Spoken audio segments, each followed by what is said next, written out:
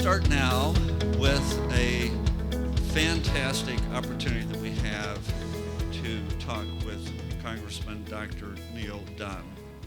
So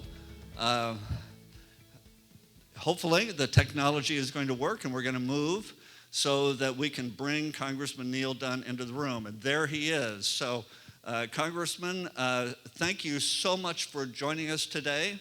You are facing on two large theater-style screens in front of this audience. You are facing some of the premier healthcare executives, leaders, advocates, the people who make the healthcare system work here in the state of Florida. So that is the audience that you have in front of you. The Congressman is a physician from Panama City. Maybe I should let you introduce yourself here in just a moment, but a district that extends from a little bit west of Panama City to Tallahassee and a bit south of there. Like many congressional districts, it has kind of a strange shape. Well, thank you very much, Dr. Smith. I appreciate your introduction. I appreciate the chance to be with you here today to talk about something that's near and dear to my heart. That's, of course, healthcare policy. And, when we come to that out of different points of view, and that came out in your introduction. You have around the table the doctors, the patients, the insurers, the payers, the pharmaceutical companies, the medical device companies, the governments who act as payers as well as regulators, and then of course you have the lawyers, and I should say both state and federal.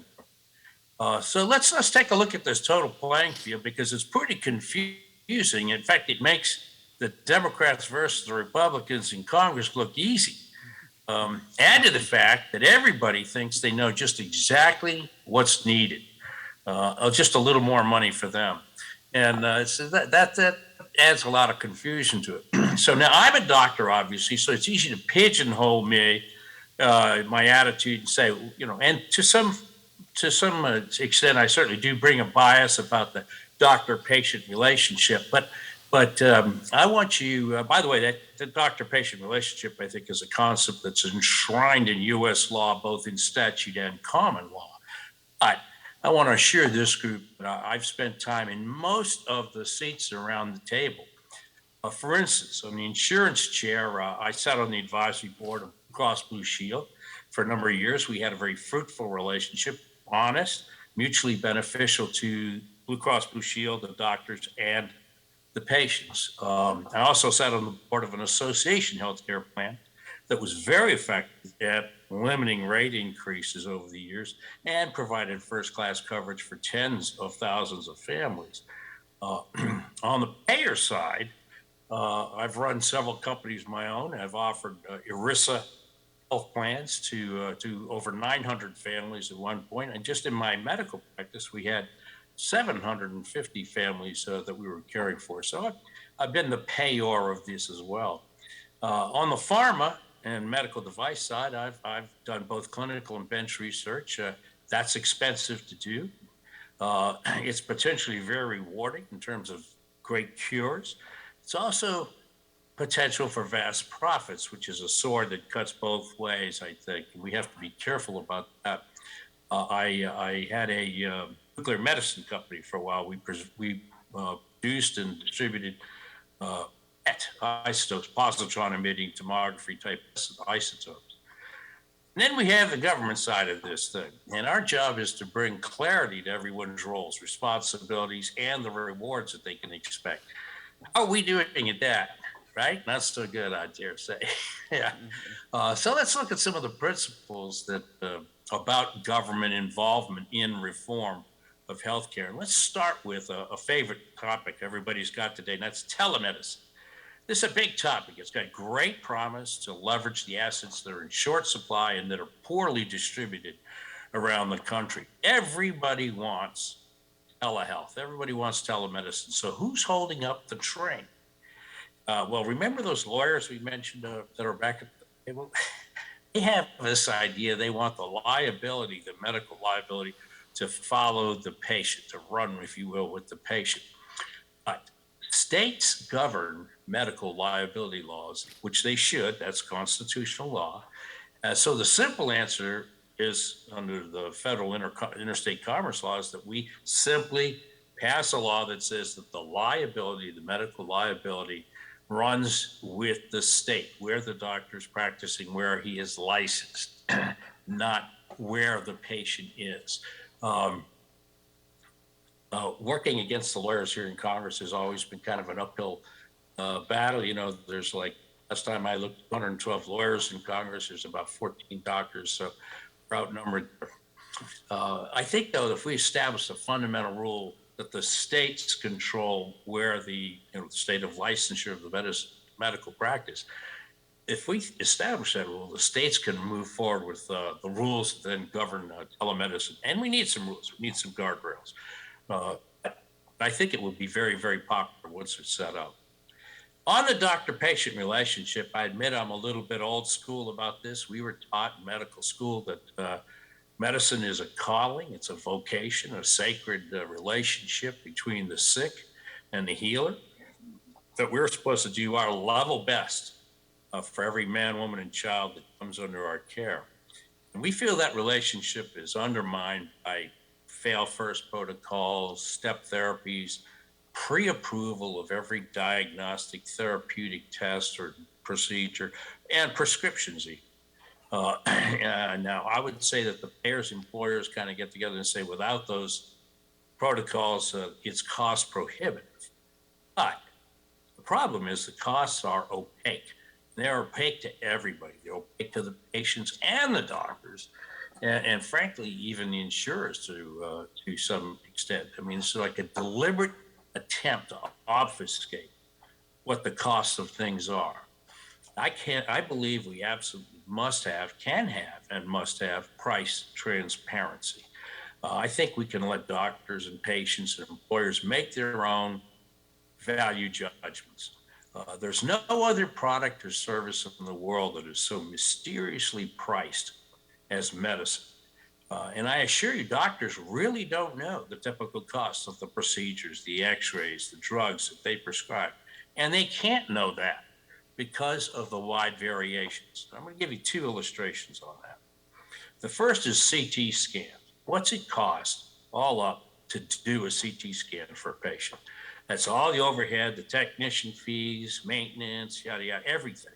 What's it cost? Well, I had over a dozen CT scanners in my practice, and I would make money on scans for $1,000 or even a little less all day long. That was a profitable price to run a CT scanner. I had a CT scan last year in a hospital, and it was $8,000. That's what the insurer paid the hospital. That's not the billing charge. That's what was actually paid to the hospital. That's a bad value. That's not the way it should work. I'm sure if my insurer had known where they could get that for $1,000, they'd have sent me there, I think. Another example, drug Gleevec, which is a good drug for a number of leukemias. When it first came out, it's about $42,000 a month. As it slipped down to over time, we got to about $30,000. Now that it's a generic drug, the average cost across America is about $8,000 to $12,000 a month. That's for 400 milligrams once a day. This morning I went online and I priced that drug through two of the generic suppliers. One of them is Good RX. Most of you know about it. The 1 month supply was $113.94. I went through the costplusdrugs.com site. That's Mark Cuban's new generic medicine site. I urge you guys to pay attention to that because it's interesting. The cost per month, $47.10. That's versus an average generic cost in America of $8,000 to $12,000 a month. Ladies and gentlemen, I submit to you that we are headed for price transparency. We can do this, and there's a big push for it. People are going to insist on this. They're not going to pay those kind of prices anymore. We're also working very hard at the government level to repatriate our supply chain. So we've all talked about our dependence on China. We know it's toxic. We know we got to get away from this. It's across all industries. But the first one we focused on was pharmaceuticals, and the government did in the CARES Act and Rescue Act put billions of dollars into API, active pharmaceutical ingredient plants, and generic drugs. That is happening now. We incentivize manufacture in America and in the free world. We realize that America doesn't have the wherewithal to manufacture and distribute all of our drugs, but we want to have reliable sources of drugs in the free world. That is to say, among our allies, we can trust to not pull the rug out from underneath us. We can't do it alone. There just aren't enough scientists and engineers in America to pull us. This is actually a focus of NATO. I sit on the Parliament of NATO, and I can tell you that we sit around and talk about pharmaceutical supply chains and the importance of that to national security of the NATO alliance. And by the way, many other things as well. That's everybody's first focus. I feel we're making headway there.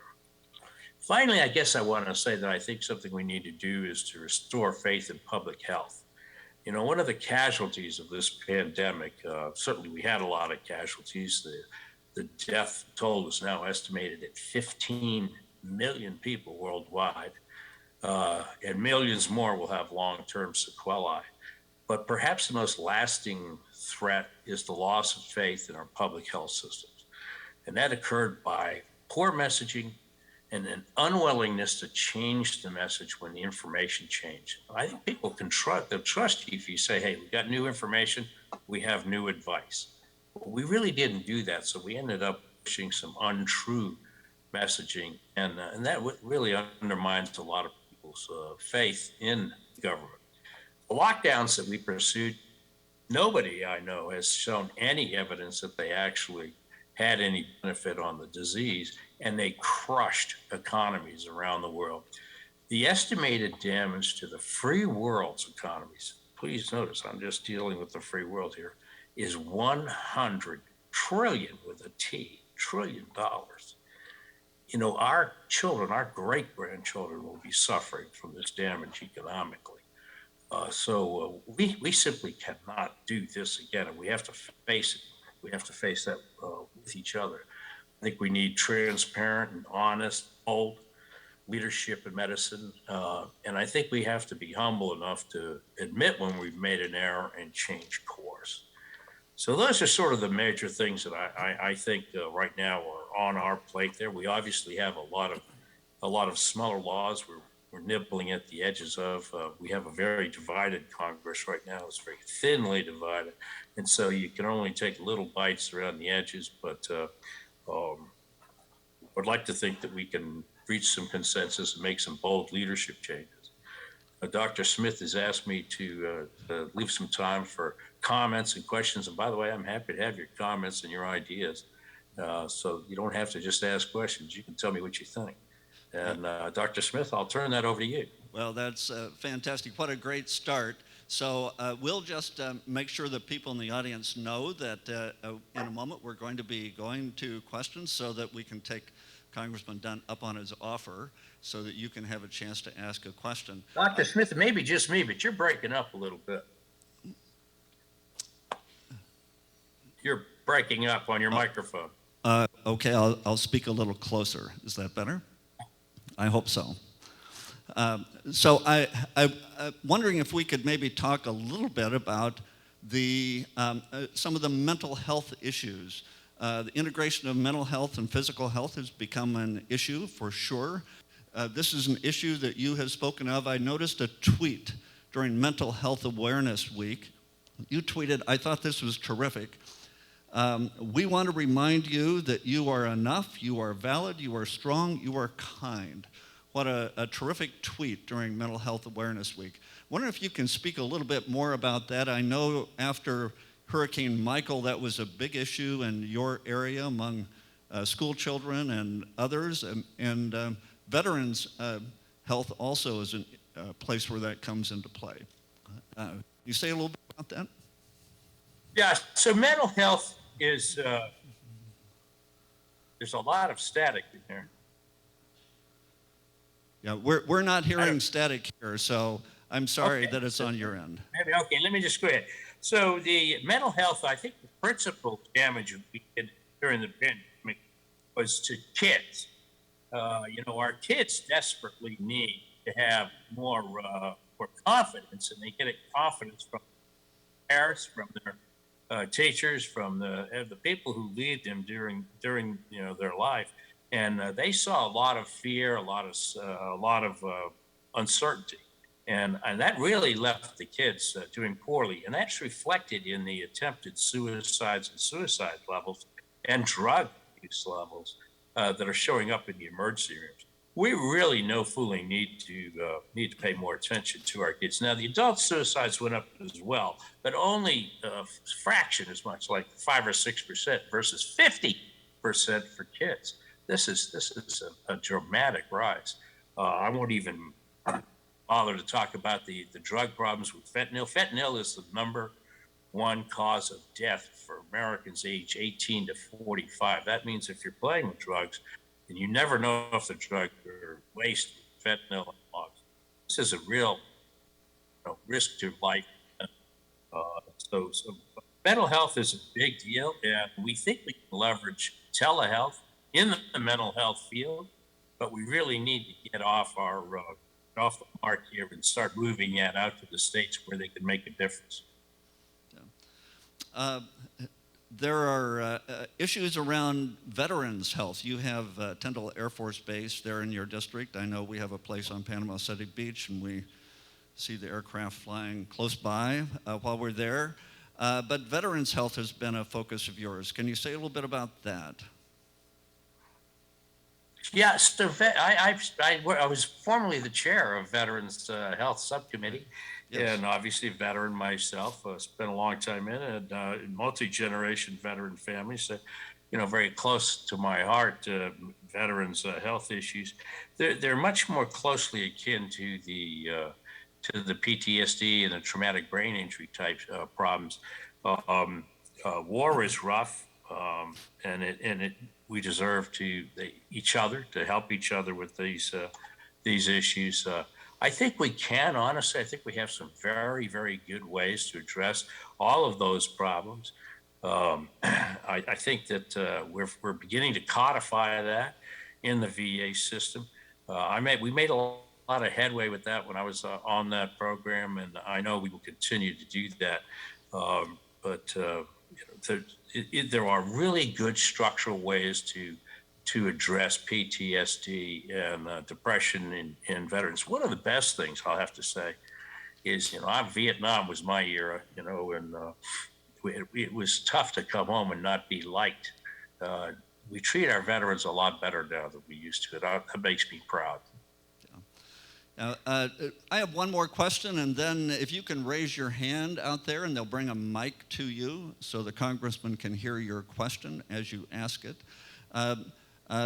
Congressman, you serve on the Energy and Commerce Committee, which is the key committee for Medicare and Medicaid. You're on the Health Subcommittee on that.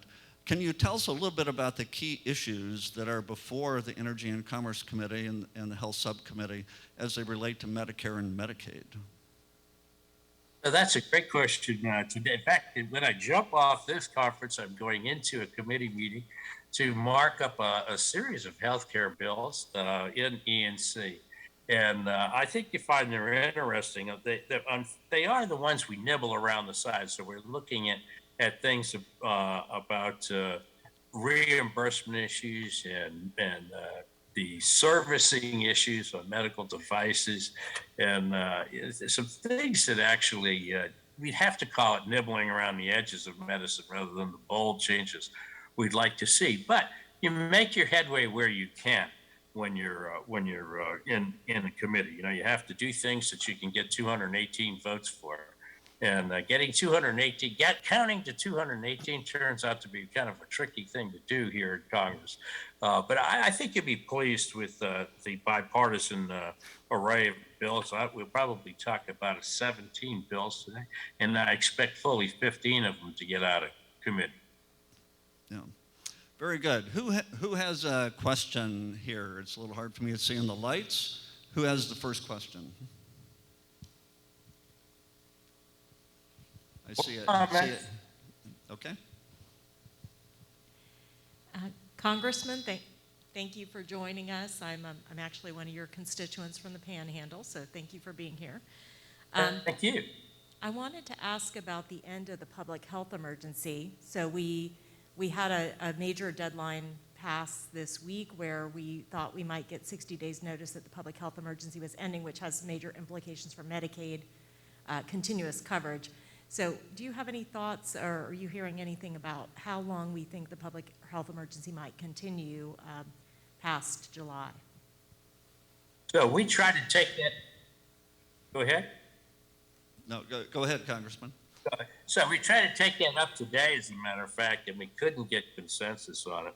Obviously, would like that. I think need that kind of surety. I mean, people can't plan. No businessman can plan if he has shifting sands under his feet. And that goes for hospitals and clinics as well. So we would really like to make that kind of forward-looking plan available to everybody. But we seem to get stuck on what we call the Christmas tree phenomenon, where people keep hanging ornaments on the bill until it weighs itself down and it can't get across the finish line. But I think that'll come. Just not today. Okay, thank you. Who has the next question here?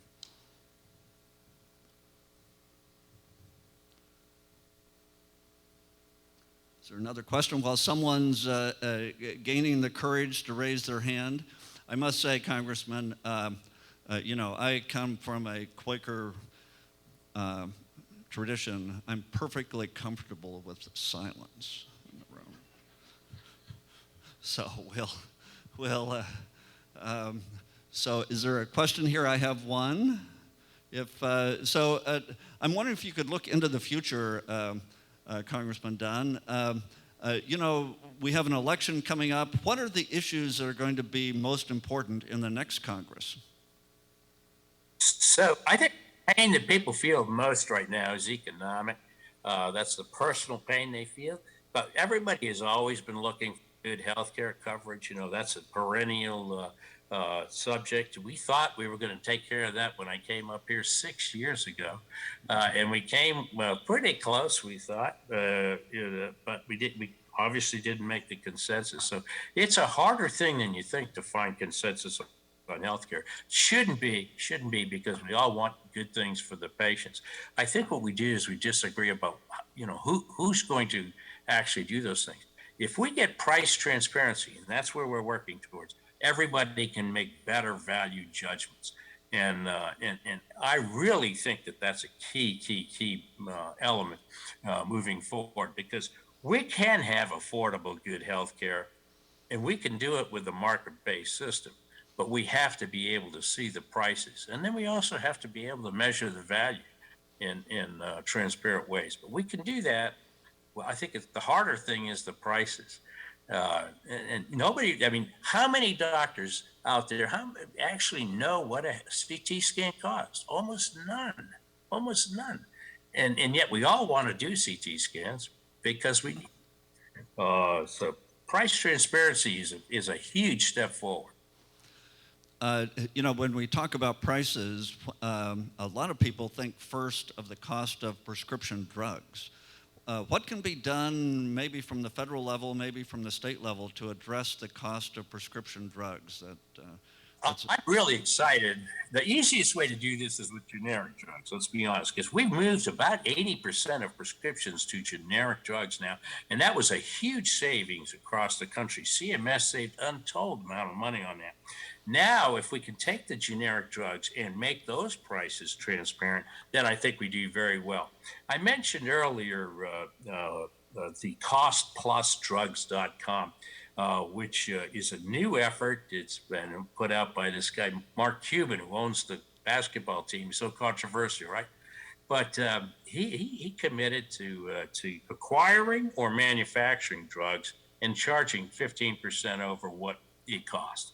Just simple. And he's just opened this up. I've been working with the CEO of that company. Very, very impressed with how they brought the price of generic drugs down from where they were. So I would tell you across the board, that their cost of their drugs runs about 10 to 15% of the typical generic cost. So it's not just generic, it's generic now at a good value. All of a sudden, that's value pricing, that's transparency. It's a brand new effort. I think others are going to join in behind that. I think it's going to be a great thing for the cost of medicine in America. You still have the brand new innovative drugs. They're very expensive. They're expensive to develop. Maybe we could streamline the FDA process a little bit to help that cost come back down. But that's an inherently very expensive project, which is why it's difficult to find a lot of these innovative drugs in other countries around the world. They simply will not pay that money to have those drugs available in other first world countries. So probably 40% of the drugs that are available in America are not available in Europe simply because of the cost of these new innovative biologics and things like that. Yeah. So one of the expensive drugs that is recently developed and on the market is the Alzheimer drug.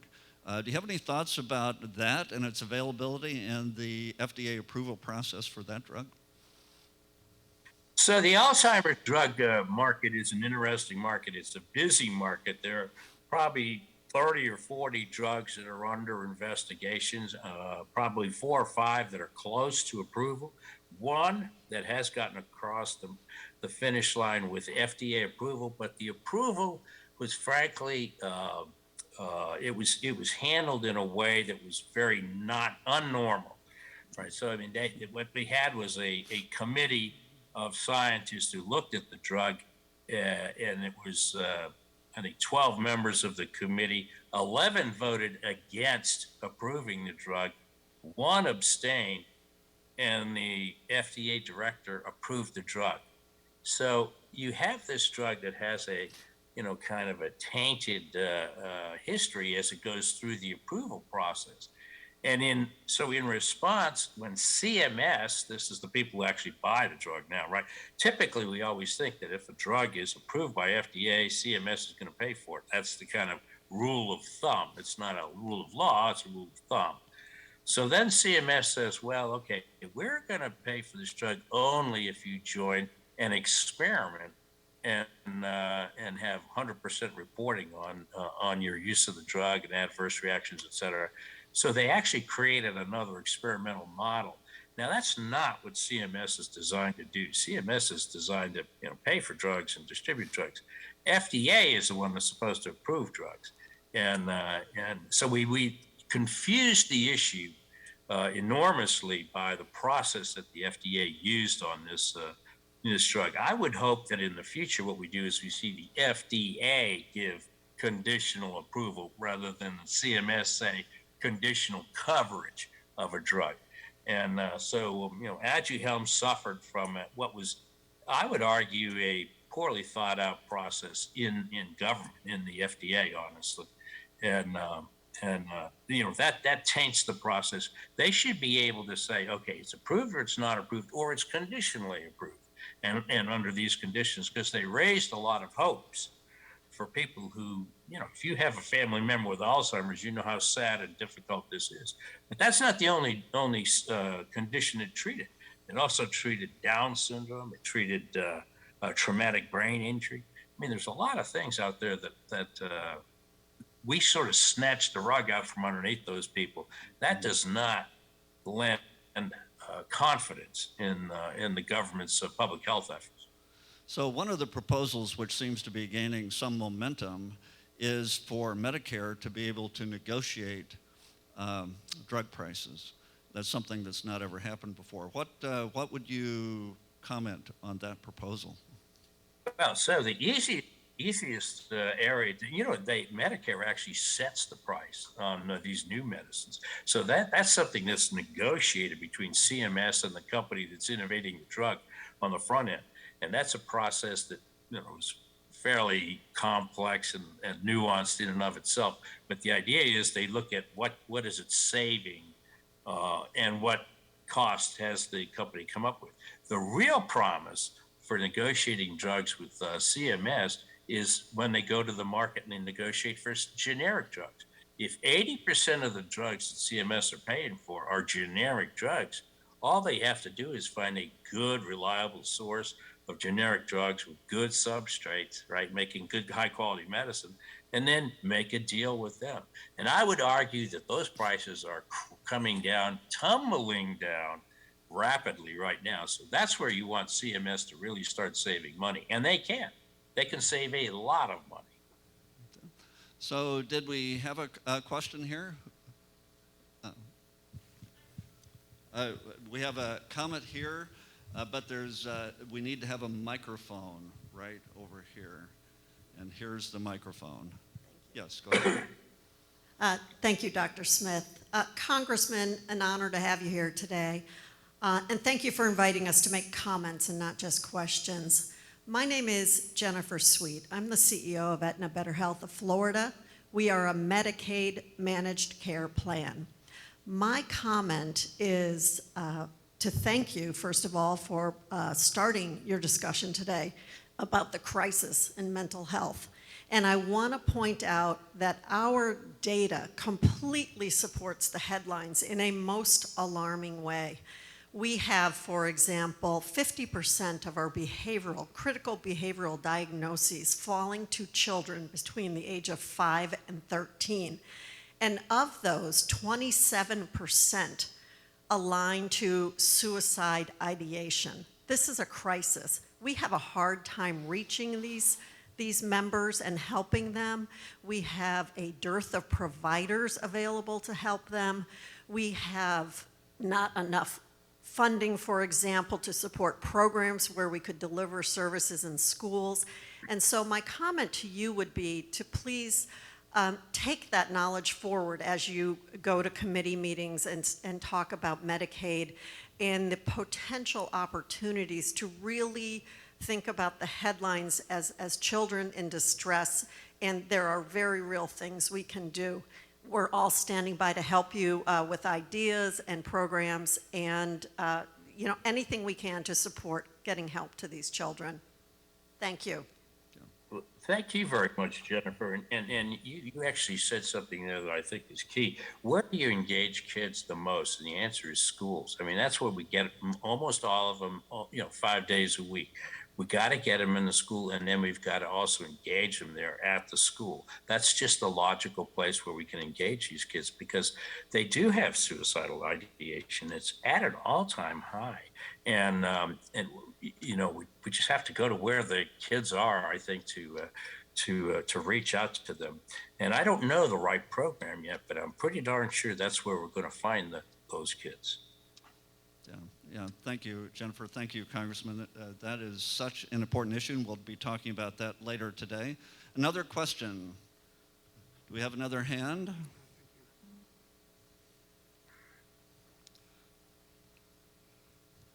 Hello. Hello. My name is Mario Gonzalez, and Congressman Dunn, thank you so very much for being here with us this morning. I work for Aqua Dermatology and represent not only the dermatologists in terms of provider groups and physicians, but having been in healthcare for quite some time, there's a lot of provider groups across a lot of specialties that struggle with this. And I know that you had mentioned reimbursement as being a main topic. And obviously expansion into Medicaid is one of the things that the physicians constantly struggle with, and obviously on the reimbursement side.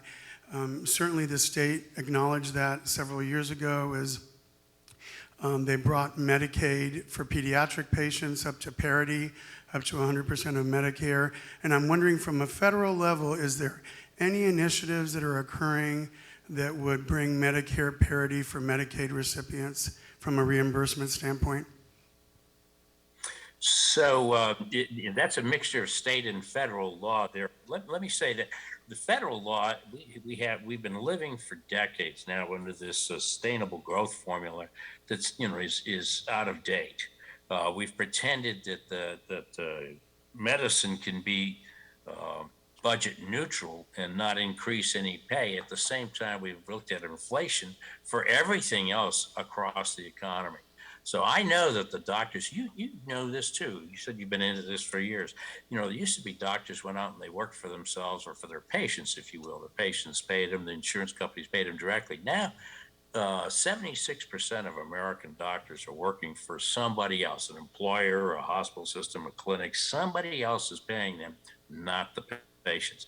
So they're dissociated from that pay, and the reason is very simple: can't make a living. Can't make a living. So only the systems that actually have a large enough captured population to negotiate income reimbursement can actually make a living doing that. Every kid coming out, I shouldn't say kid, every doctor coming out of residency today is going to go to a hospital or a really large clinical practice, one of these, and often at least partly owned by private equity, somebody who can make deals for them. And we have to have a fair reimbursement for it, or you're never going to have doctors that are going to be working for their patients again. That was that patient-doctor relationship I mentioned earlier. It's important that the doctors actually feel like the patient is the most important thing in the relationship and their well-being. And if we're taking orders from somebody on what we can do, what we can't do in every single minute situation, I'm not sure we're arriving at the right answers for everybody. In fact, I'm sure we're not. So I think we need to update or junk the sustainable growth formula. Realize that inflation has hit medicine as well as everything else. And let's start re-examining what we're paying. We have to save money in medicine, but I don't think saving money by driving doctors into the arms of employers is a good way to do that. I think we can address it on the pharmaceutical side. I think we can address it on a lot of diagnostic sides. I mentioned my CAT scan. What does that make sense? Value medicine, cost transparency. Yeah, thank you. Thank you. I think we have time for another question. Probably just one, because I have a 10 o'clock committee meeting. Exactly, and we do as well. Is there one last question?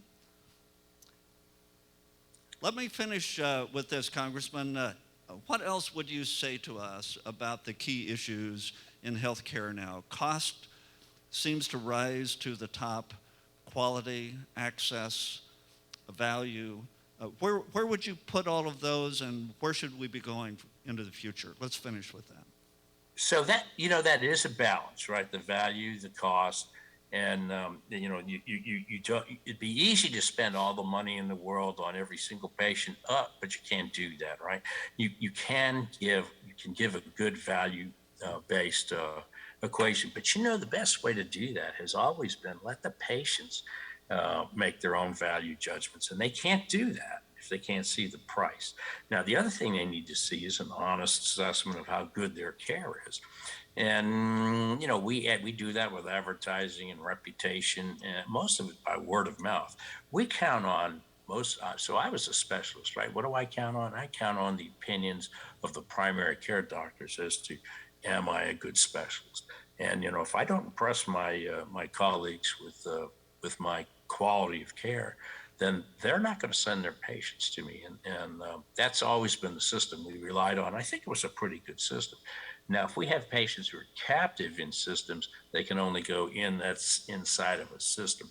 And I appreciate it when a doctor tells me, hey, listen, I could do your knee, but I'm not as good at your knee as this fellow over here is doing knees.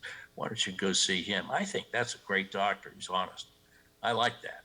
And, and of course we do subspecialize, and subspecialization makes people better at it. And that's true across the board. Pediatric mental health is different than adult mental health. Is different than veteran mental health. So I'd like to see us return to a little more professional referral program and actually pay people for what they're worth.